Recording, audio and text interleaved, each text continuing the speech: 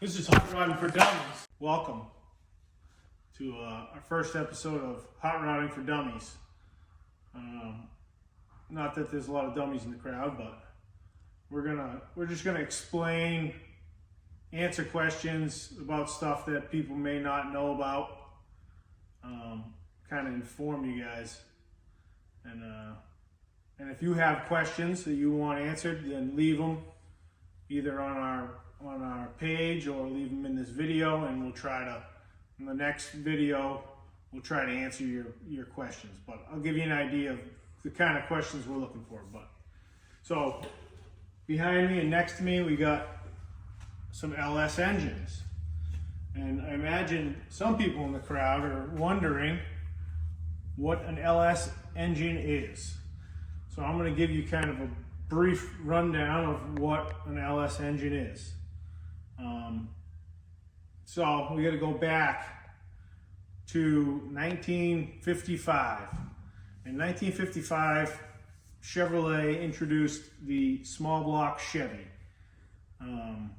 That was designated, well, not at that time, but it was designated the Generation 1 small block for GM or for Chevrolet.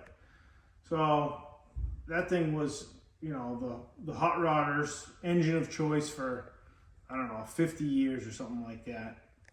And then in the 90s, they introduced the LT1, which was the Gen 2 small block Chevy. And then in 97, the LS1 came out in the new Corvette, the C5, the 5th generation Corvette. And that was the first LS engine, which was the 3rd generation small block Chevy. So, I mean, in some circles, people might call them Gen 3 or Gen 4 engines, or a lot of people will just call them LSs.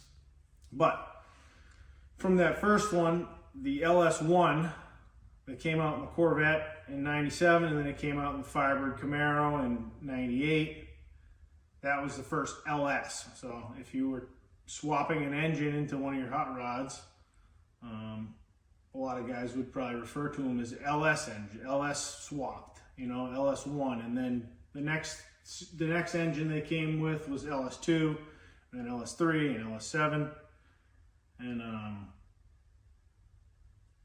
And then there's some iron block truck variants of the LS engine